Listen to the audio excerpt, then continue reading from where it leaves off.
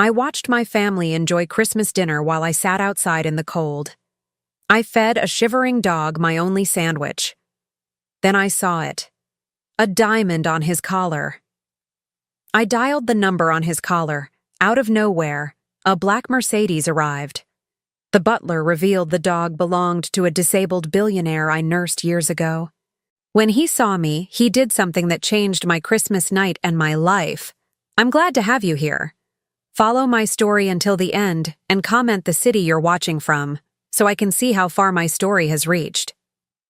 My name is Flora, and at 68 years old, I thought I had learned to expect very little from my family. But nothing could have prepared me for Christmas Eve, 2024, when my own son made it clear that I wasn't welcome at my grandson's first Christmas dinner. The phone call came 3 days earlier. "Mom, about Christmas dinner," Trent said, his voice carrying that particular tone I'd grown to recognize over the years, the one he used when he was about to deliver news I wouldn't like. "Miranda and I have been talking, and we think it would be better if you didn't come this year." I stood in my small kitchen, gripping the phone so tightly my knuckles went white. "I don't understand.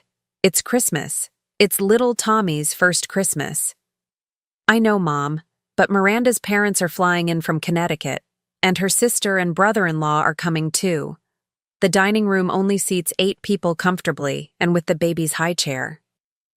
He let the sentence hang there, as if the mathematics of it all made perfect sense. "I could sit in the living room," I offered, hating how small my voice sounded. "I don't need to be at the main table." There was a pause, and I could hear Miranda's voice in the background, sharp and insistent, though I couldn't make out the words. "Mom, look, it's just complicated this year. Maybe we can get together the day after Christmas, just the 4 of us." The 4 of us. As if I were some distant relative instead of his mother. As if I hadn't spent every Christmas for the past 37 years making sure he had everything he wanted under the tree. Even when money was so tight I had to choose between groceries and electricity. "Of course," I heard myself saying. "I understand." But I didn't understand. Not really. On Christmas Eve morning, I woke up to silence. No excited phone calls about last-minute preparations. No requests to bring my famous sweet potato casserole that Trent used to beg for every year. Just silence. I dressed carefully in my best navy blue dress, the one I'd worn to Trent's wedding 5 years ago. It was a little loose now. I'd lost weight since my retirement forced me to stretch my pension of $950 a month further than it wanted to go. But it was still respectable, still dignified. I wasn't going to spend Christmas alone in my apartment, staring at the small artificial tree I'd decorated with ornaments Tommy would never see. I couldn't bear that. So I decided to drive to Trent's neighborhood, just to see the house lit up for Christmas. Just to feel connected somehow. The drive to Maplewood Estates took 20 minutes through streets lined with houses that glowed like jewels in the December darkness. Every window seemed to frame a perfect family scene, children in pajamas, parents laughing, grandparents holding babies. The American dream, wrapped up in holiday lights and mortgage payments that cost more than my entire annual income. Trent's house sat on Elm Street, a colonial revival that he and Miranda had bought 3 years ago for $280,000. I remembered when they'd shown me the house, how proud Trent had been of the granite countertops and the master bathroom with its enormous soaking tub. I'd congratulated him, even though I privately wondered how they'd managed the down payment on his sales job salary. I parked across the street, turned off my engine, and just watched. Through the dining room window, I could see them all gathered around the mahogany table that Miranda's mother had given them as a housewarming gift. Miranda, elegant in a red silk blouse, was holding Tommy while her father carved what looked like a perfectly golden turkey. Trent sat at the head of the table, laughing at something Miranda's brother had said. Her mother was refilling wine glasses from a bottle that probably cost more than I spent on groceries in a week. They looked like a magazine advertisement for perfect family Christmas. Everyone beautiful, everyone belonging, everyone wanted. And then I saw the empty chair at the foot of the table. A 9th chair, pushed slightly back as if someone had just stepped away. For one wild moment, I wondered if they'd set a place for me after all, if Trent was about to call and invite me in. But then Miranda's sister sat down in that chair, and I realized it had never been meant for me at all. I don't know how long I sat there, watching through that golden window. Long enough for my hands to go numb from the cold, even with the heat running. Long enough to see them bring out what looked like homemade pie, something that definitely wasn't store-bought like the desserts I usually contributed to family gatherings. Finally, I couldn't stand it anymore. I got out of my car, telling myself I was just going to walk around the block to get some fresh air before driving home. The sidewalks were clear, but patches of ice caught the streetlight, making everything look fragile and slippery. As I walked past Trent's house, I could hear laughter spilling out into the night. Warm, genuine laughter. The kind I remembered from when Trent was small and it was just the two of us, before he learned to be embarrassed by our tiny apartment and my secondhand clothes. I made it 3 blocks before I had to stop. Not because I was tired, but because my chest felt so tight I couldn't breathe properly. I sat down on a bench in the small neighborhood park, closed my eyes, and tried to remember when things had changed between us. When had I become someone my son was ashamed of? When had my love become something he tolerated rather than treasured? The wind picked up, cutting right through my wool coat. I should have gone home then. Should have driven back to my apartment and heated up the can of soup I'd planned for dinner. Should have watched some old Christmas movie and gone to bed early. Instead, I just sat there, feeling more alone than I ever had in my life. That's when I heard the whimpering. At first, I thought it was just the wind, but then I heard it again. A soft, desperate sound coming from underneath the park bench beside mine. I leaned over and saw him. A small dog, maybe 20 pounds, with golden fur matted with snow and ice. He was shivering so violently his whole body shook. "Oh, honey," I whispered, getting down on my knees on the frozen ground. "What are you doing out here all alone?" The dog looked up at me with dark brown eyes that seemed to hold all the sadness in the world. He was wearing a collar, but no leash. Someone's pet, lost or abandoned on Christmas Eve. I reached into my purse and pulled out the ham sandwich I'd packed earlier, thinking I might need something to eat if I decided to drive around looking at Christmas lights. It was a small sandwich, 3 slices of grocery store ham on white bread with a little mustard. Nothing fancy, but it was all I had. "Are you hungry, sweetheart?" I asked, unwrapping the sandwich and breaking off a piece of ham. The dog's tail gave a tentative wag, and he crept closer to me. When I held out the ham, he took it gently from my fingers, barely using his teeth. Such good manners, despite being so obviously hungry. I fed him the entire sandwich piece by piece, talking to him softly the whole time. "There you go. That's better, isn't it? Such a good boy. Someone must be missing you terribly." As I gave him the last piece of bread, I noticed his collar more clearly. It wasn't just any collar. It was made of what looked like expensive leather, with small metal studs that caught the streetlight. And hanging from it was something that made me blink twice to make sure I was seeing correctly. A diamond. Not a rhinestone or a piece of glass, but what looked like a genuine diamond, about the size of a dime, hanging from a small platinum setting. I looked around the empty park, suddenly feeling like I was in some kind of fairy tale. Who put a diamond on a dog's collar? And what was a dog wearing something so valuable doing lost in a suburban park on Christmas Eve? The dog finished eating and settled down next to me on the bench, his warm body pressed against my side. For the first time all day, I felt like someone actually wanted my company. "What's your story, honey?" I asked, gently stroking his damp fur. "And what are we going to do with you?" As if in answer, he lifted his head and looked at me with those soulful brown eyes. And for the first time since Trent's phone call 3 days ago, I felt something other than rejection and sadness. I felt needed. The diamond caught the streetlight again, winking like a star. I looked closer at the collar and noticed something I'd missed before. a small metal tag tucked behind the diamond. A phone number was engraved on it in tiny, precise letters.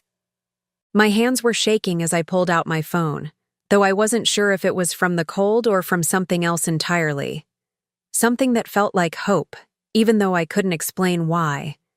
The dog leaned against me harder, as if he knew that whatever happened next was going to change everything. I stared at the phone number on the tag for a full minute before I found the courage to dial it. My fingers were numb from the cold, and I had to try 3 times before I managed to press the right numbers. The phone rang once, twice. On the 3rd ring, a crisp, professional voice answered. "Wellington Residence, Maxwell speaking." I nearly hung up. Wellington Residence? Maxwell? This sounded like something out of a movie, not the kind of phone call a retired nurse from a 1-bedroom apartment was supposed to be making. Hello? I managed, my voice barely above a whisper. "I found a dog. He has this phone number on his collar." There was a pause, and then the voice, Maxwell, became suddenly urgent. "Ma'am, could you please describe the dog?" He's small, golden fur, very sweet. He was lost in Riverside Park, and he seemed hungry and cold. "Oh, thank goodness," Maxwell said, and I could hear genuine relief in his voice. "Ma'am, this is extremely important. Where are you right now? Are you safe? Is the dog with you?" Charlie. So that was his name. "Yes, we're both fine. We're still in the park on Elm Street, but—" "Please don't move," Maxwell interrupted. "I'm sending someone to collect you both immediately. May I have your name?" "Flora," I said automatically. "Flora Henderson. But I don't understand." "Mrs. Henderson, I cannot thank you enough for calling. You have no idea how worried we've been. Please, just stay exactly where you are. Someone will be there in less than 10 minutes.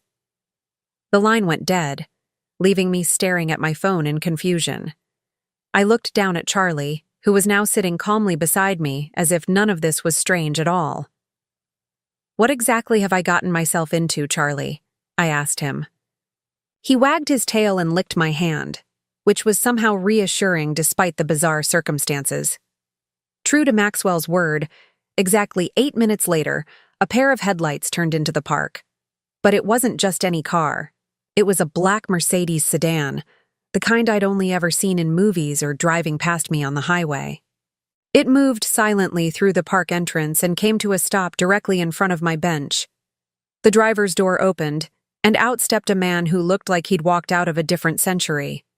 He was wearing a perfectly tailored black coat, leather gloves, and what appeared to be an honest-to-goodness chauffeur's cap. He had to be in his 60s, with silver hair and the kind of posture that spoke of military training or years of formal service. "Mrs. Henderson?" he asked, approaching us with measured steps. His voice was the same one I'd heard on the phone, Maxwell. "Yes," I said, standing up slowly. Charlie remained pressed against my legs, but his tail was wagging faster now, as if he recognized either Maxwell or the car.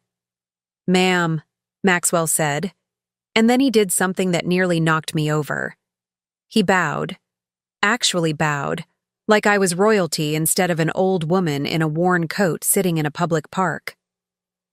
"I cannot express how grateful Mr. Wellington will be that you found Charlie and kept him safe." Mr. Wellington. The name sent a little chill down my spine, though I couldn't say why. "Is Mr. Wellington Charlie's owner?" I asked. "Indeed he is, ma'am, and he's been quite beside himself with worry." Maxwell looked down at Charlie, who had trotted over to him and was receiving gentle pats.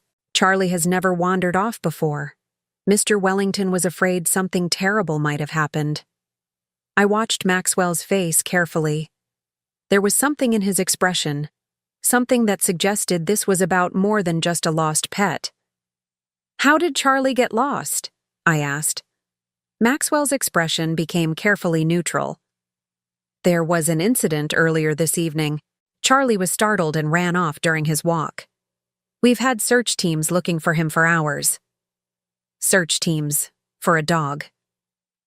I glanced again at the diamond hanging from Charlie's collar and began to understand that whoever Mr. Wellington was, he was not an ordinary person. Mrs. Henderson, Maxwell continued, Mr. Wellington would very much like to thank you in person if you'd be willing. He's waiting at the house. I looked at the Mercedes, then at Maxwell's expectant face, then down at Charlie, who was looking up at me with those trusting brown eyes. I don't think that's necessary, I said slowly. I'm just glad Charlie is safe. I should probably get home. Ma'am, Maxwell said, and his voice held a note I couldn't quite interpret. I think you should know that Mr. Wellington specifically asked me to tell you that he's been hoping to meet you for a very long time. My heart stopped. I'm sorry, what did you say? He's been hoping to meet you, ma'am, for a very long time. The words hung in the cold air between us. This made no sense. I'd never heard the name Wellington before tonight. I was absolutely certain I'd never met anyone who owned diamonds for their dog, or had chauffeurs who spoke like they'd stepped out of a British novel. I think there's been some mistake, I said. I've never met any Mr. Wellington. Maxwell's face softened slightly. Ma'am, with all due respect, I think you have, though it was a long time ago, and he went by a different name then. A different name. My mind started racing, trying to think of anyone I might have known who could have become wealthy enough to own cars like this and employ people like Maxwell. But I came up blank. Mrs. Henderson, Maxwell said gently. Mr. Wellington was a patient of yours at Harrison General Hospital about 15 years ago. The words hit me like a physical blow. Harrison General. I'd worked there for 12 years before budget cuts forced them to eliminate my position. I'd cared for hundreds of patients during that time, maybe thousands. I cared for a lot of patients, I said weakly. Yes, ma'am, but Mr. Wellington remembers you very clearly. He's never forgotten your kindness during what was a very difficult time in his life. I tried to think, to remember anyone who might have been named Wellington. But the truth was, after so many years and so many patients, faces and names tended to blur together, unless something extraordinary had happened. He remembers me? I asked. Oh, yes, ma'am. He's spoken of you often over the years. He's tried to find you multiple times, but you'd moved, and your old phone number was disconnected. This was becoming surreal. Someone had been looking for me. Someone I'd cared for had actually remembered me enough to try to find me years later. Ma'am, Maxwell said, glancing at his watch. It's Christmas Eve, and it's quite cold. Mr. Wellington is waiting, and I know he'd be honored if you'd allow me to drive you to meet him, even if it's just for a few minutes. I looked around the empty park, thought about my silent apartment and the can of soup waiting for me. Then I thought about Trent and Miranda, and the perfect family dinner I'd never be invited to. What did I have to lose? All right, I heard myself saying. I'll meet him. Maxwell's face broke into the first genuine smile I'd seen from him. Wonderful, ma'am, if you'll allow me. He moved to open the rear door of the Mercedes, and I got my first look at the interior. Leather seats the color of cream, wood trim that gleamed even in the dim light, and an interior that was warmer and more luxurious than my entire apartment. Charlie jumped in first, settling himself on the seat like he'd done it 1,000 times before. I slid in after him, sinking into leather so soft it felt like sitting on a cloud. Maxwell closed the door gently and returned to the driver's seat. The car started so quietly, I barely heard the engine. Where are we going? I asked as we pulled out of the park. Not far, ma'am, Maxwell said, glancing at me in the rearview mirror. About 20 minutes to Lakeshore Drive. Lakeshore Drive. I knew the area. It was where the really wealthy people lived. Houses that sold for millions of dollars, with private docks and gates and security systems. Not the kind of place where people like me were usually welcome. As we drove through the increasingly upscale neighborhoods, Maxwell made polite conversation about the weather and Charlie's habits, but I could sense something beneath his professional demeanor. An excitement, maybe, or anticipation. "Maxwell," I said finally, "can you tell me what Mr. Wellington's first name is? It might help me remember him." In the rearview mirror, I saw Maxwell smile. "Of course, ma'am. His name is Dean Wellington." Dean. The name hit me like lightning, and suddenly I was back in room 412 at Harrison General 15 years ago. A man in his late 30s, paralyzed from a car accident, angry and bitter and convinced his life was over. His family had visited the first few weeks, but as it became clear he might never walk again, the visits had become less frequent, then stopped altogether. Dean Morrison. That had been his name then. Morrison, not Wellington. I remembered him now. How could I have forgotten? He'd been one of my most challenging patients, not because of his medical needs, but because of his rage. He'd yelled at nurses, thrown things, refused treatment. Everyone dreaded being assigned to his room. Everyone except me. I'd seen something in his eyes that the others missed. Not anger, but terror. The terror of a man who'd lost everything he thought made him who he was. "Oh my God," I whispered. "Dean." "Yes, ma'am," Maxwell said softly. "He's been looking for you for a very long time." My heart started beating faster as more memories came flooding back. The weeks I'd spent talking to him, listening to him rage against his fate. The day he'd finally let me read to him. The afternoon he'd cried in my arms like a child. And the day I'd been told he was being transferred to a long-term care facility because his insurance had run out. I'd never seen him again. "How is he?" I asked, my voice barely audible. Maxwell's smile in the mirror was radiant. "Ma'am, Dean Wellington is one of the most successful men in the state, but more importantly, he's one of the happiest. And he credits that entirely to a nurse named Flora Henderson, who refused to give up on him when everyone else had." The Mercedes turned into a driveway that seemed to go on forever, lined with trees that had been wrapped in thousands of tiny lights. At the end of the drive stood a house that looked like something from a fairy tale, not ostentatious, but elegant and welcoming, with warm light spilling from every window. Charlie was sitting up now, tail wagging furiously, obviously recognizing home. "Ma'am," Maxwell said as we pulled to a stop in front of the house, "Mr. Wellington Dean wants you to know that finding you tonight feels like a Christmas miracle." Charlie running off and ending up in that exact park where you would be sitting at that exact moment. Well, he doesn't believe in coincidences. As Maxwell came around to open my door, I saw the front door of the house open. A figure appeared in the doorway, silhouetted against the golden light from inside. Even from a distance, even after 15 years, I knew it was Dean. And I knew my life was about to change forever. The man standing in the doorway wasn't the broken, angry patient I remembered from 15 years ago. This Dean Wellington stood tall and confident, though I could see the wheelchair parked just behind him in the foyer. He was wearing an expensive sweater and dark slacks, and his hair had gone silver at the temples in a way that made him look distinguished rather than old. But his eyes were exactly the same deep blue that had blazed with fury in room 412, then later with hope when he'd finally allowed me to help him believe in a future. "Flora," he said, and my name came out like a prayer. "My God, it's really you." Maxwell was beside me, offering his arm for support, which I gratefully took because my legs had suddenly become unreliable. Charlie bounded out of the car and raced toward Dean, who reached down from his standing position to scratch behind the dog's ears. "Hello, Dean," I managed, my voice coming out in a whisper. "I can't believe you're standing?"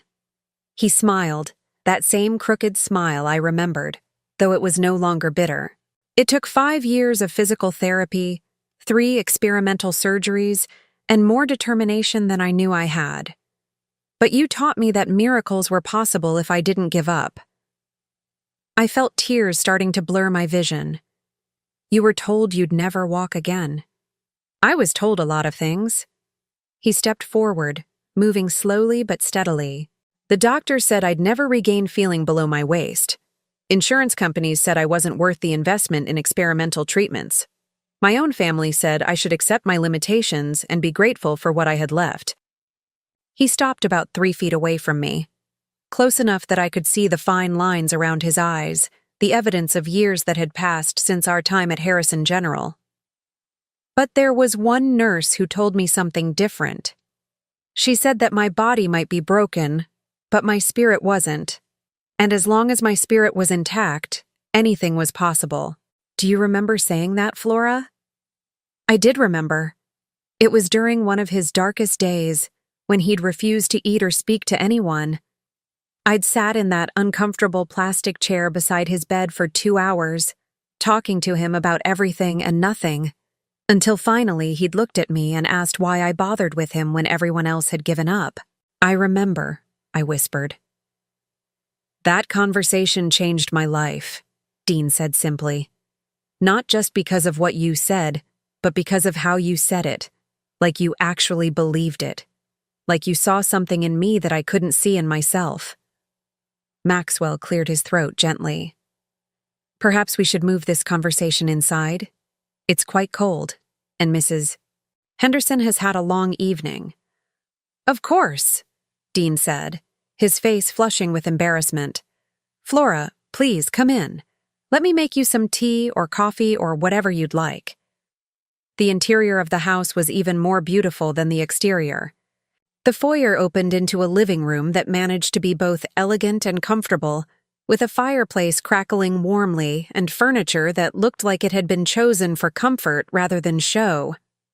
Family photos, though I noticed they seemed to be of Dean with friends and colleagues rather than blood relatives, lined the mantelpiece, and Charlie immediately settled onto what was obviously his favorite spot on a leather sofa.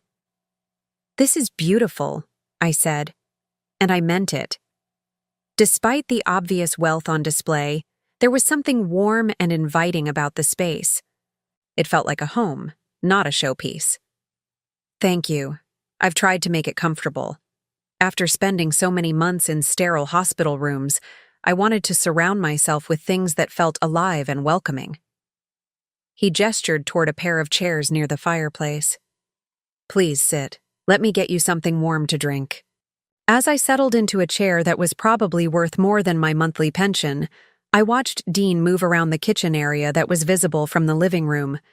His movements were careful but confident, and I could see the subtle ways he'd adapted his routine to accommodate his physical limitations.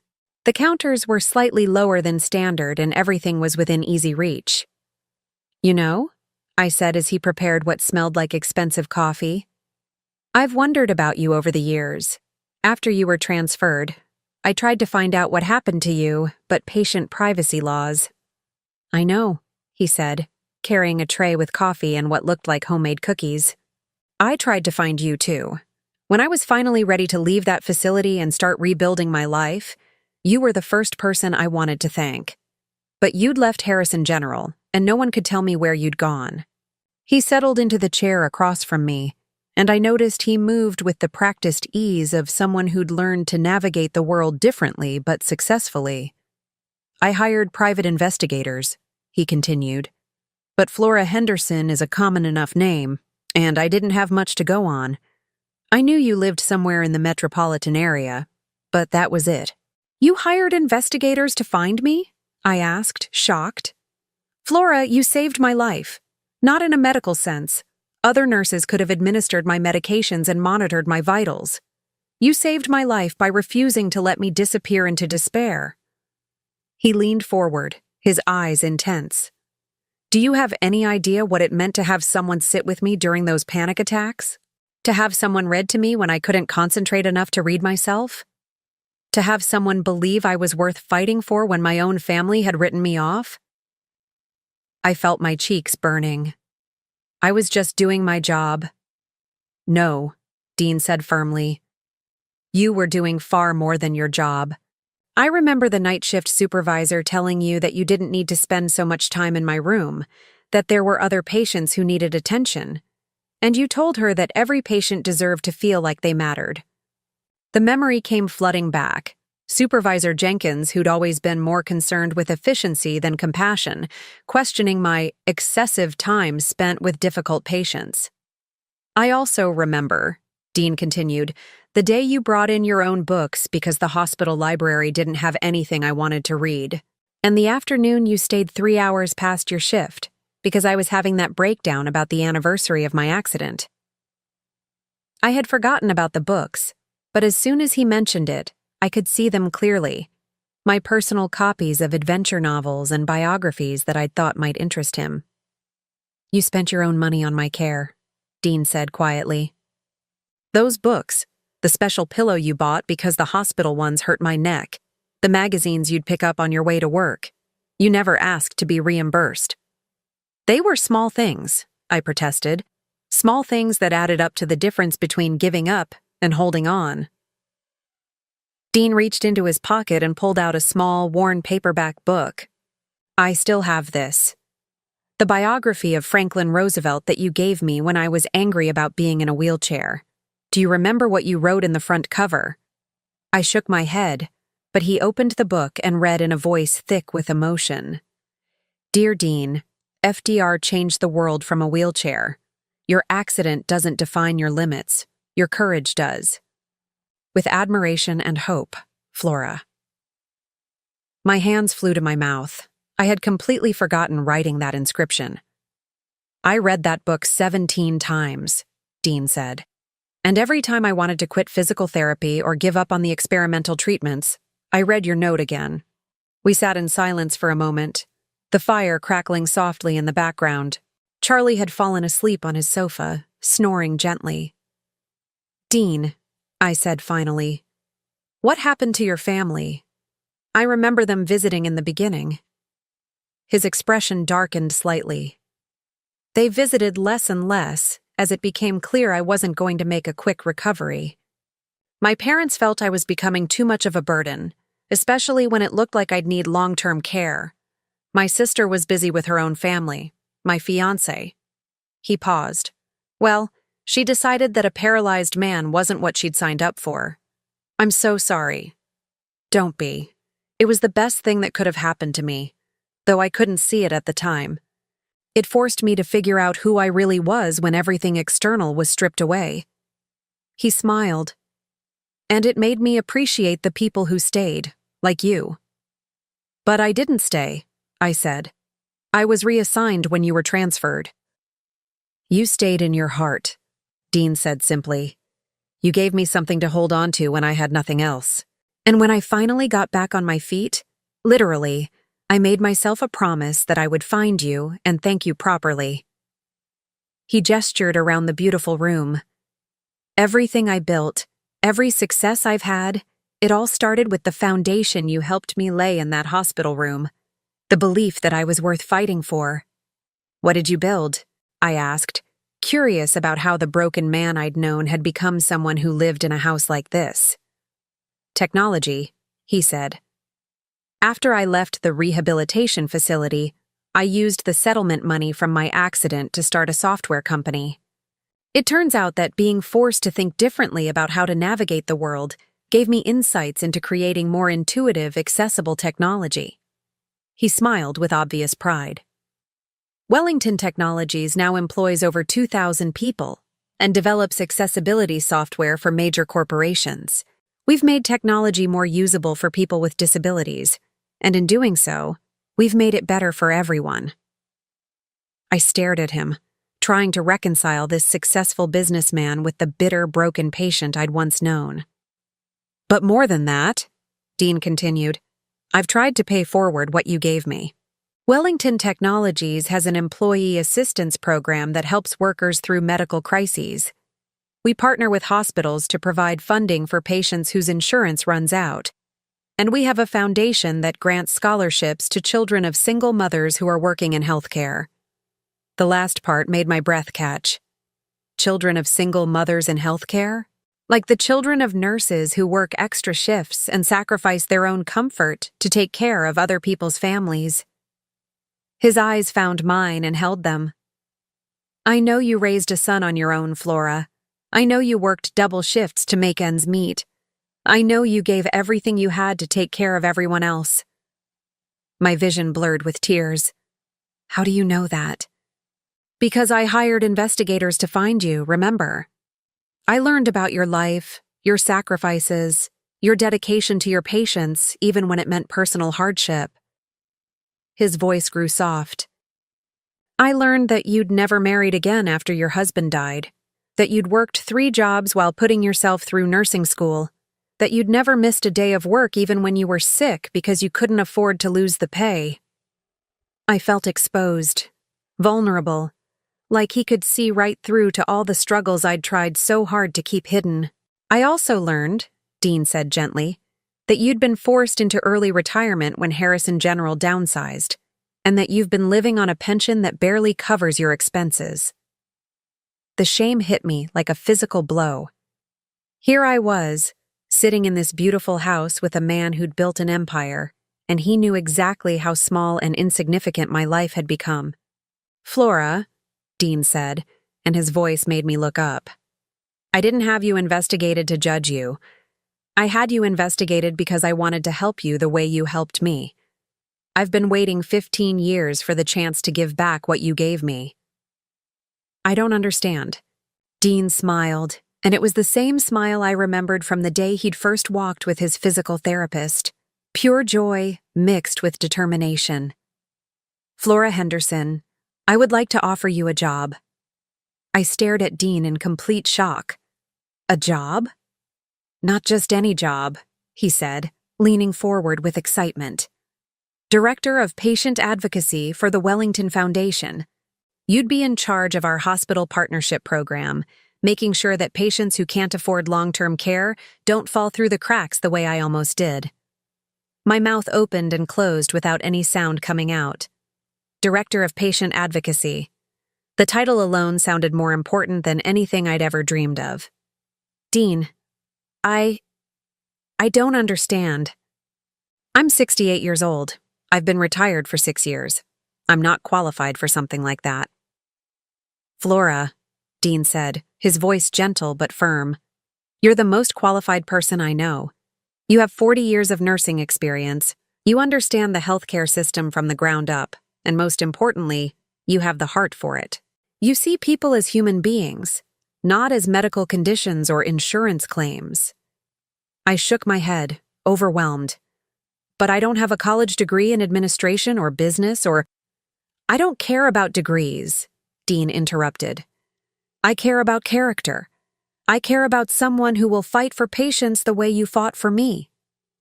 He paused, studying my face. The salary would be $8,500 per month, plus full health benefits, plus a housing allowance. $8,500 per month, more than 4 times my current pension, more money than I'd ever made in my life, even when I was working full-time. That's too much, I said automatically. I couldn't possibly be worth that much. Dean's expression grew serious. Flora, let me tell you something about worth. Do you remember the night I tried to refuse my pain medication because I said I deserved to hurt? I remembered. It had been about 6 weeks into his stay, during one of his darkest periods. He'd been convinced that the accident was punishment for some unnamed sin, and he'd decided he didn't deserve relief from his suffering. You sat beside my bed for 4 hours that night, Dean continued. You didn't lecture me about being foolish or try to force the medication on me. You just talked to me about pain, physical pain and emotional pain, and how healing from both required courage, not punishment. The memory was clearer now. I'd shared stories about other patients I'd seen overcome tremendous obstacles, and I'd told him about my own grief after my husband died, how I'd had to choose between drowning in it or finding a way to honor his memory by living fully. By the end of that night, I took the medication. But more than that, I started to believe that maybe I deserved to get better. That maybe my life still had value even if it looked different than I'd planned. Dean stood up and walked to the mantelpiece, picking up a framed photograph. He brought it back and handed it to me. It showed a much younger Dean in a hospital bed, thin and pale but smiling. Beside the bed stood a woman in nursing scrubs, me, though I barely recognized myself. My physical therapist took that picture, Dean said. It was the first time I'd smiled since the accident. You'd just finished reading me that chapter from the Roosevelt biography, where he talks about fear being the only thing we have to fear. I stared at the photograph, remembering that day. Dean had been making real progress in physical therapy, but he'd been terrified that it wouldn't last, that he'd plateau and never improve further.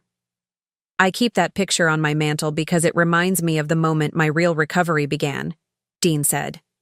Not the physical recovery. That was important, but this was bigger. It was the recovery of hope. I set the photo down carefully, my hands shaking slightly. Dean, you would have found that hope anyway. You're strong. No, he said firmly. I was broken, Flora, completely broken. Not just physically, but emotionally and spiritually. I was ready to give up. I'd already told my doctors that I didn't want any more experimental treatments. This was news to me. During our time together, Dean had been cooperative with his medical team, even when he was frustrated or angry. You changed that, Dean continued, not with big speeches or dramatic gestures, but with small acts of kindness that added up to something life-changing. Do you remember bringing me that puzzle? I did remember. It had been a 1,000-piece jigsaw puzzle of a lighthouse on a rocky coast. Dean had complained that the hospital was boring, that he felt like his mind was turning to mush from lack of stimulation. I worked on that puzzle every day for 3 months, Dean said. It gave me something to focus on besides my limitations. But more than that, you checked on my progress every shift. You celebrated with me when I found difficult pieces, and you encouraged me when I got frustrated and wanted to quit. He smiled at the memory. The day I placed the final piece, you brought me a cupcake from the hospital cafeteria. You said every accomplishment deserved recognition, no matter how small it seemed to other people. I had brought him that cupcake. It had cost me $3.75, which I could barely afford at the time, but his excitement about finishing the puzzle had been so infectious. That puzzle taught me something crucial, Dean said. It taught me that recovery wasn't about getting back to who I used to be. It was about building something new, piece by piece, with patience and persistence. He walked back to his chair and sat down, his eyes never leaving my face. Flora, you gave me the tools I needed to rebuild my life. The salary I'm offering isn't charity, it's an investment. I want you to help other people the way you helped me. I felt tears starting again. But what if I'm not good at it? What if I fail? Then you'll learn and try again, the same way I did with physical therapy. Dean's voice was warm but determined. Flora, I didn't become successful by playing it safe. I became successful by taking chances on the right people, and you're the rightest person I know. I looked around the beautiful room, trying to process everything he was telling me. Where would I work? I don't even have a car that could get me to an office downtown. The foundation has offices here in the house, Dean said, and Maxwell would be happy to drive you wherever you need to go. But honestly, a lot of the work could be done from home if you preferred. My mind was reeling. This morning, I'd been a lonely retiree with $37 in my checking account, and now I was being offered a job that would change my entire life. There's something else, Dean said quietly. The foundation owns a small house about 2 miles from here. 3 bedrooms, 2 bathrooms, a garden. It's meant for visiting researchers or guest speakers, but it's been empty for months. You could live there rent-free as part of your compensation package. A house. He was offering me a house. Dean, this is too much. You don't owe me anything. I was just doing my job. Stop, he said gently but firmly. Stop diminishing what you did. You didn't just do your job, Flora. You went above and beyond in every possible way. You spent your own money, your own time, your own emotional energy to help a stranger get through the worst period of his life. He reached into an end-table drawer and pulled out a thick folder. Do you want to know what else my investigators found out about you? I wasn't sure I did, but I nodded. They found out that you worked extra shifts for 3 years to help pay for your son's college tuition, even though he barely spoke to you. They found out that you've sent your grandson birthday cards for 5 years, even though they're always returned unopened. They found out that you volunteered at a free clinic every Saturday for 8 years until your arthritis made it too difficult. Each revelation felt like a punch to my chest. These were private things, personal struggles that I'd never shared with anyone. They also found out, Dean said, his voice growing softer, that you spent last Christmas alone because your son said there wasn't room for you at his family dinner. I looked up sharply. How could you possibly know that? Because I hired investigators who are very good at their jobs. Dean's expression was gentle but sad. Flora, you've spent your entire adult life taking care of other people, and no one has taken care of you. That ends now. I felt a sob building in my chest. Dean, you don't understand. My relationship with my son is complicated. I wasn't always there for him when he was growing up because I was working so much. Maybe I deserve. You deserve nothing but love and respect, Dean said firmly. You worked multiple jobs to provide for your child. You sacrificed your own comfort to give him opportunities. The fact that he can't appreciate that says nothing about you and everything about him.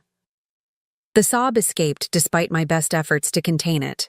All the years of guilt, all the self-doubt about whether I'd been a good enough mother, came pouring out. Dean moved to the sofa and patted the cushion beside him. Come here, he said gently. I moved to sit beside him, and he handed me a box of tissues from the coffee table. Flora, he said, I want to tell you something that might be hard to hear. Your son doesn't appreciate you not because you failed as a mother, but because he's never had to face real hardship. You worked so hard to give him stability that he never learned to value sacrifice. I wiped my eyes with a tissue. He's not a bad person. He just takes you for granted, Dean finished. And that's not acceptable. You raised him. You supported him. You loved him unconditionally. The fact that he can't make room for you at Christmas dinner is a reflection of his character, not yours. We sat in comfortable silence for a few minutes, Charlie's gentle snoring the only sound in the room. Outside, snow had begun to fall again, but inside, by the fire, I felt warmer than I had in years. Flora, Dean said finally, I'm going to ask you a direct question, and I want you to answer honestly. Are you happy with your current life? I thought about my small apartment, my empty days, the phone that rarely rang except for telemarketers. I thought about spending holidays alone, about having to choose between groceries and prescription medications, about feeling invisible and unnecessary. No, I whispered. I'm not happy. Then let me help you change that, Dean said. Take the job, move into the house. Let me give you the chance to feel valued and important again. I looked at him, this man I'd known as broken and bitter, now successful and kind, offering me a lifeline I'd never dared to hope for. What if your investigators were wrong about me? I asked. What if I'm not as good a person as you think I am? Dean smiled. Flora, do you know how I knew it was you who found Charlie tonight? I shook my head. Because only someone with your heart would sit in a freezing park on Christmas Eve and give their last sandwich to a stray dog. Charlie didn't wander off by accident. I let him go, hoping he'd lead me to someone who would help him. I've been doing it for months, looking for you. My mouth fell open.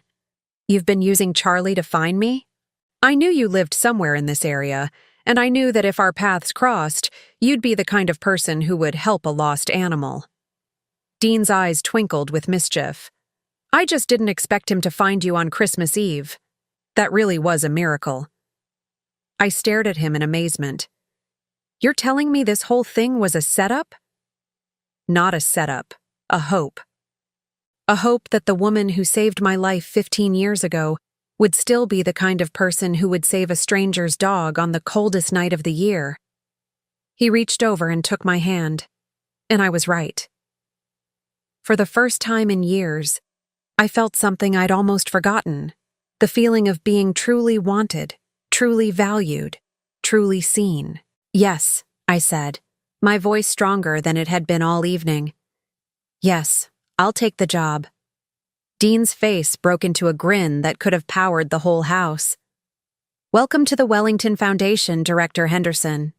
The next morning, I woke up in what Dean called the guest suite, a bedroom larger than my entire apartment, with windows that looked out over a garden dusted with fresh snow. For a moment, I forgot where I was, and then the events of Christmas Eve came flooding back. The job offer, the house, the chance to start over at 68 years old. It all seemed too good to be true in the harsh light of morning. A soft knock at the door interrupted my thoughts. Mrs. Henderson? Maxwell's voice was gentle. Mr. Wellington asked me to let you know that breakfast is ready whenever you'd like to join him. I'd slept in my clothes from the night before, and I felt rumpled and out of place. Thank you, Maxwell. I'll be right down. When I made my way to the kitchen, I found Dean at the stove, expertly flipping pancakes with one hand while steadying himself with the other. Charlie was sitting hopefully nearby, clearly expecting scraps. Good morning, Dean said with a warm smile. I hope you slept well. Better than I have in months, I admitted. The bed had been like sleeping on a cloud, and for the first time in years, I hadn't woken up worrying about money. Excellent. I made my famous blueberry pancakes. Well, I say famous, but really only Charlie and Maxwell have ever tasted them. He gestured toward a place setting at the kitchen island. Coffee's fresh, and there's orange juice if you prefer. As I settled onto the bar stool, I watched Dean move around his adapted kitchen with easy confidence. Everything was positioned for someone who needed to maintain balance while cooking, but it didn't look medical or institutional. It just looked thoughtfully designed.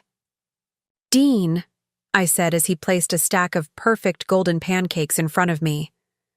I want you to know that last night meant everything to me. But I've been thinking, and I'm not sure I'm the right person for this job. He paused, syrup bottle halfway to his own plate. What makes you say that? I don't have any experience with foundations or administration. I've never managed anything bigger than a nursing shift. What if I disappoint you? Dean set down the syrup and looked at me seriously. Flora, can I tell you about my first day as CEO of Wellington Technologies? I nodded, cutting into the pancakes, which smelled incredible. I had no idea what I was doing. None. I'd started the company from my rehabilitation facility bed, but I'd been so focused on the technical side that I'd never thought about actually running a business. He laughed, shaking his head. My first board meeting was a disaster. I forgot half the agenda, mispronounced our biggest client's name, and accidentally revealed confidential information that nearly cost us a contract. What happened? My board wanted to replace me with someone more experienced, but my mentor, an older gentleman named Frank Morrison who'd invested in the company, took me aside afterward. Dean's expression grew thoughtful. He said, Son, competence can be taught, character cannot. I didn't invest in your experience. I invested in who you are. He reached across the counter and touched my hand gently. Flora, I'm not hiring your resume. I'm hiring your heart. Everything else can be learned. Despite his reassurance, anxiety gnawed at me. But what if your board of directors feels differently? What if they think you're making a mistake hiring someone like me? Then they'll learn that I don't make mistakes when it comes to people. Dean's voice was calm but firm. Besides, I am the board of directors. The foundation is my baby, funded entirely by Wellington Technologies' profits. I answer to no one but my own conscience. After breakfast, Dean gave me a tour of the foundation offices, which occupied the entire east wing of his house. The setup was impressive, but not intimidating. Comfortable chairs, warm lighting, and walls covered with thank you letters from families the foundation had helped. This will be your office, Dean said, opening the door to a corner room with windows on two sides. If you want to change anything about the decor, just let Maxwell know. I walked to the window and looked out at the snow-covered garden. It's beautiful. But Dean, are you sure about the salary? $8,500 a month seems like so much for someone who doesn't even know what she's doing yet. Flora, last year Wellington Technologies generated $450 million in revenue. The foundation's budget is $12 million annually. Your salary represents less than 1% of our charitable giving. He joined me at the window. You're not expensive. You're an investment. That afternoon, Maxwell drove me to my apartment to pack my belongings. The contrast between my tiny, shabby home and Dean's elegant house was jarring, and I felt embarrassed for Maxwell to see how little I had. "Mrs. Henderson," Maxwell said as we climbed the narrow stairs to my second-floor apartment. "Might I say how pleased Mr. Wellington was to find you last night? In all the years I've worked for him, I've never seen him so happy." "You've worked for him long?" 12 years, Maxwell said. "Since shortly after he started the company. He's been like a son to me, really. My own children live across the country, and when my wife passed 5 years ago." He paused, clearing his throat. Well, Mr. Wellington made sure I wasn't alone. I unlocked my apartment door and stepped inside, seeing the space through Maxwell's eyes. The furniture was old but clean, the walls needed painting, and everything spoke of careful economy rather than choice. "He's lucky to have you," I said, beginning to gather my few precious items, photo albums, my mother's china, the small collection of books I'd held onto through various moves. "Ma'am, if I may," Maxwell said, watching me pack. "Mr. Wellington has spoken of you often over the years. You're something of a legend in our house." I looked up, surprised. "What do you mean?" "He tells the story of your kindness to every new employee at Wellington Technologies, about how you saw potential in him when no one else did, how you treated him like a person worth fighting for." Maxwell's voice grew soft. "He says you taught him that true wealth isn't measured in money, but in how much good you can do for others." I felt my throat tighten. "I just treated him the way everyone deserves to be treated." "Exactly," Maxwell said. "And that, ma'am, is why you're exactly the right person for this job." It took us less than 2 hours to pack everything I owned into the back of Dean's Mercedes.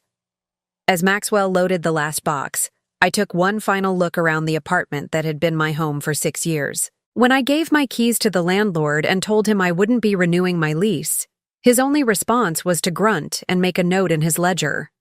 No goodbye, no acknowledgement of the years I'd lived there without ever missing a rent payment.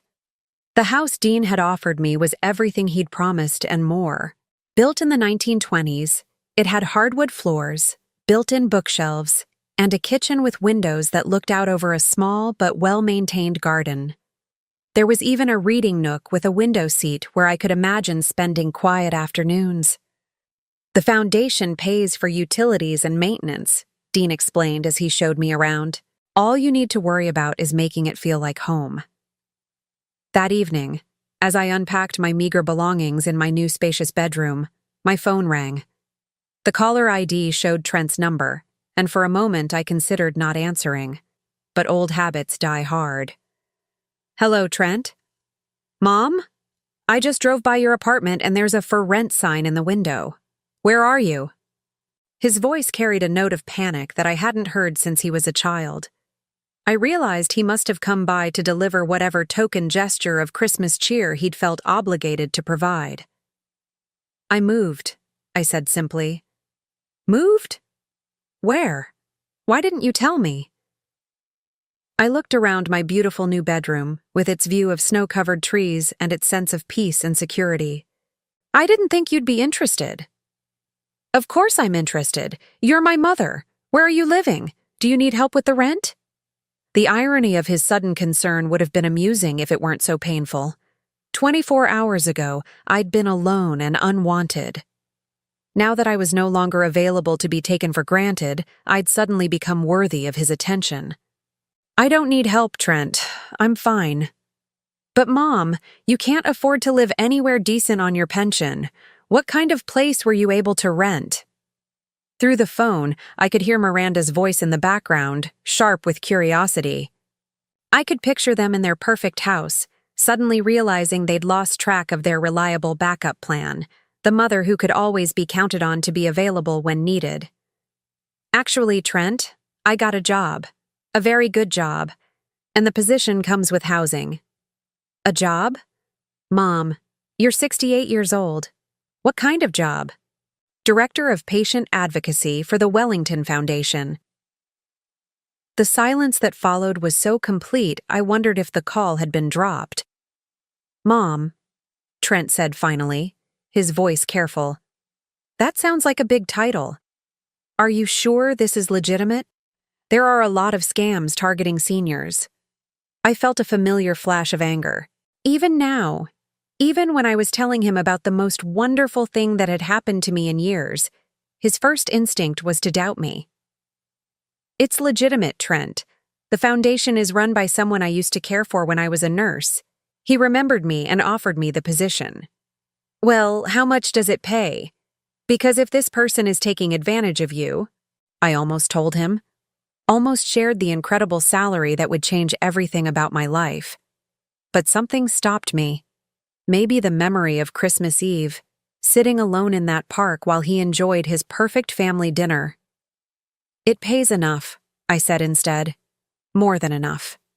Mom, I think you should be careful. This sounds too good to be true. Maybe you should come stay with us while you think this through. The offer was too little. Too late. If he'd made it 24 hours earlier, I might have been pathetically grateful. Now it just sounded hollow.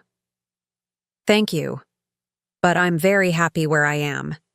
In fact, I need to go. I start work tomorrow and I want to be well rested. But Mom? Goodbye, Trent. Give my love to Miranda and Tommy. I hung up before he could respond, then immediately turned off my phone. Through my bedroom window, I could see lights glowing warmly in Dean's house across the garden. I thought about the man who had remembered a kindness from 15 years ago, who had spent months looking for me, who had offered me not just a job, but a chance to matter again. For the first time in years, I fell asleep excited about tomorrow. 6 months later, I stood in my office at the Wellington Foundation, reviewing applications for our newest program, Emergency Medical Assistance for Families Facing Unexpected Health Crises. The irony wasn't lost on me. I was now the person making decisions about who deserved help, who was worth investing in.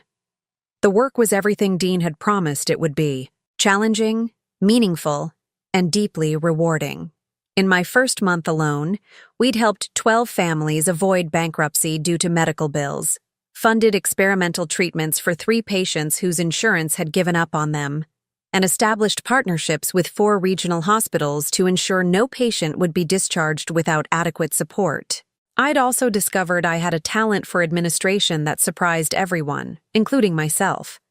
Years of managing complex patient care schedules had apparently prepared me well for coordinating foundation programs. My nursing background gave me credibility with medical professionals, and my personal experience with financial struggle helped me identify truly worthy cases. But the best part was working with Dean every day. He'd become not just my employer, but my closest friend. We shared morning coffee and discussed foundation business, but we also talked about books, current events, and memories of our respective pasts. He was brilliant and kind, and I treasured our growing friendship. The door to my office opened, and Maxwell appeared with his usual perfect timing. Mrs. Henderson, your 11 o'clock appointment is here. I glanced at my schedule. The Harrison General Hospital consultation? Yes, ma'am. The administrator wants to discuss expanding our partnership program. I smiled, gathering the files I'd need for the meeting. Harrison General, my old hospital, where I'd first met Dean all those years ago. It felt like completing a circle. As Maxwell ushered in the hospital administrator, a professional woman about 45 with tired eyes that I recognized from my own nursing days, I stood to greet her. Mrs. Henderson, I'm Sarah Martinez, Director of Patient Services at Harrison General. Thank you so much for agreeing to meet with me. We settled into the comfortable chairs by the window, and Sarah pulled out a thick folder of documents. I have to say, when we first heard about the Wellington Foundation's hospital partnership program, it sounded almost too good to be true, but after seeing the results at other facilities, she shook her head in amazement. The difference you've made is incredible.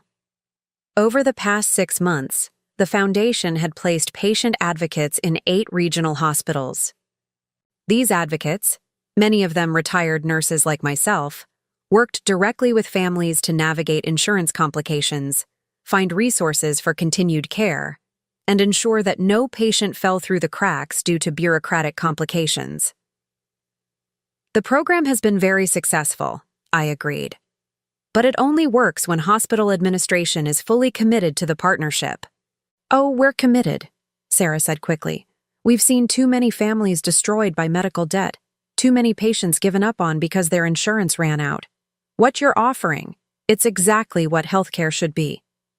We spent the next hour discussing implementation details, staffing requirements, and budget considerations. It was the kind of complex negotiation that would have terrified me 6 months ago, but now felt natural and energizing. As Sarah was leaving, she paused at the door. Mrs. Henderson, can I ask you something personal? I nodded. Were you ever a patient care nurse at Harrison General? Your name sounds familiar, and something about your approach to patient advocacy. I was, I said. I worked there for 12 years before the downsizing in 2018. Sarah's face lit up with recognition. I thought so. I was a new administrator then, and I remember hearing about a nurse who went above and beyond for her patients. The other staff talked about you all the time, how you'd stay late with difficult cases, how you never gave up on anyone. A warm feeling spread through my chest. After all these years, I was remembered not for my limitations or my struggles, but for my dedication. That's very kind of you to say. It's not kind, it's true. And now I understand why the Wellington Foundation is so effective. You're bringing that same heart to healthcare administration that you brought to bedside care. After Sarah left, I sat quietly in my office, looking out at the garden where snow was beginning to fall again. In a few hours, Dean and I would have our weekly dinner together, a tradition we'd started after my first week on the job. Tonight we were planning the Foundation's first annual gala, a fundraising event that would allow us to expand our programs even further. My phone buzzed with a text message. I glanced at it, expecting something work-related, but instead saw Trent's name. Mom, Miranda and I were wondering if you'd like to come to dinner this weekend. Tommy's been asking about his grandmother. I stared at the message for a long time. Over the past 6 months, Trent had called regularly, his tone gradually shifting from concern to curiosity to something that might have been respect. He'd learned that my job was real, that my new living situation was legitimate, and that I was no longer the financially struggling woman he'd grown accustomed to dismissing. Miranda had even called once, supposedly to catch up, though I suspected she was fishing for information about exactly how well the foundation paid its directors. The truth was, I could afford to be generous now. I could afford to overlook their past treatment of me, to focus on building a better relationship going forward. Dean had taught me that holding on to resentment only poisoned the person carrying it, but I'd also learned something else over the past 6 months. I no longer needed their approval to feel valuable. Their acceptance, while pleasant, wasn't essential to my happiness. I typed back a careful response. That sounds lovely. Let me check my schedule and get back to you. It wasn't a no, but it also wasn't the eager, grateful yes I would have given 6 months ago. I had learned to value my own time and energy, to make decisions based on what I wanted rather than what other people expected of me. A knock at my office door interrupted my thoughts. Dean appeared, leaning against the doorframe with Charlie at his side. How did the Harrison General meeting go? Very well.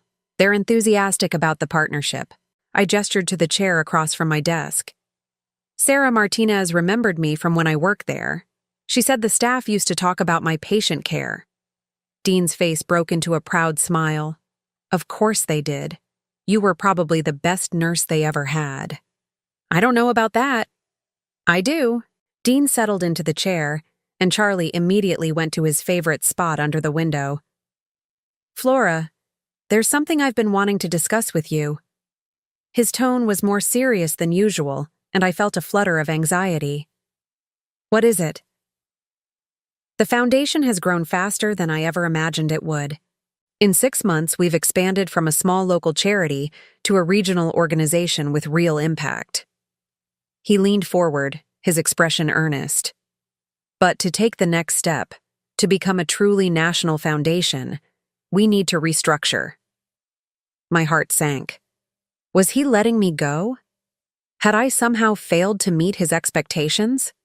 I want to promote you to executive director, Dean continued, with full authority over all foundation operations. You'd be my partner in this, Flora, not my employee. I stared at him in shock. Dean, I couldn't possibly.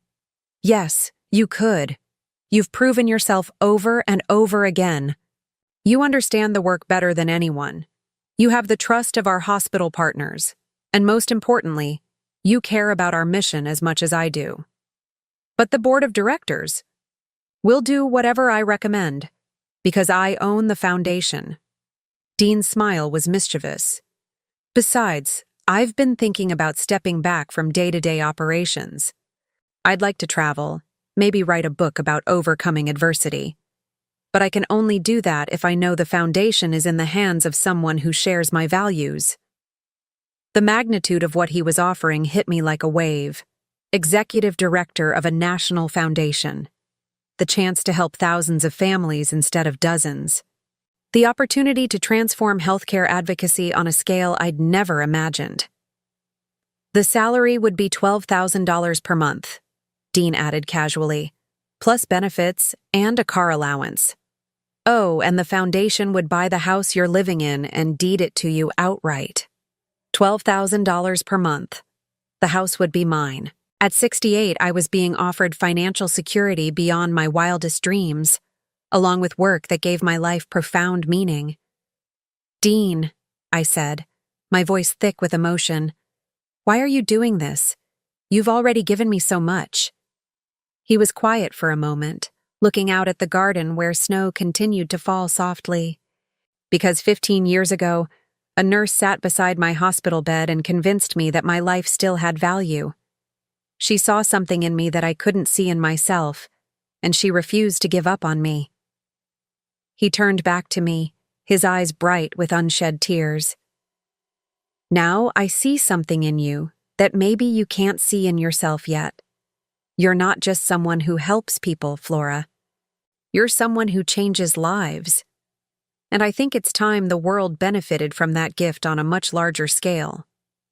I thought about the scared, broken man I'd met in room 412 and the confident, successful leader he'd become. I thought about my own journey from dismissed retiree to valued professional. Most of all, I thought about all the patients and families who might benefit from the foundation's expanded reach. Yes, I said, my voice stronger than it had been in years. Yes, I'll take the position. Dean's face lit up with pure joy. Welcome to your new life, Executive Director Henderson. As the sun set over the snowy garden, I realized that my real life was just beginning. At 68, I had found not just a job, but a purpose. Not just security, but joy. Not just a place to live, but a home where I was valued for who I was rather than what I could provide. Charlie stretched and yawned from his spot by the window, then padded over to rest his head on my lap. I stroked his silky ears, thinking about the chain of events that had brought us all together. A lost dog, a diamond collar, and an act of simple kindness on a cold Christmas Eve. Sometimes miracles came disguised as ordinary moments, and sometimes the family that mattered most wasn't the one you were born into, but the one you chose. Dean was right. I had learned something about true wealth. It wasn't measured in bank accounts or real estate or job titles. It was measured in the depth of connections you made, the good you did in the world, and the love you both gave and received. For the first time in my adult life, I was truly, completely, perfectly rich. And it had all started with feeding a sandwich to a stranger's dog, because sometimes the smallest acts of kindness create the biggest miracles of all. Now I'm curious about you who listened to my story. What would you do if you were in my place? Have you ever been through something similar? Comment below. And meanwhile, I'm leaving on the final screen 2 other stories that are channel favorites, and they will definitely surprise you. Thank you for watching until here.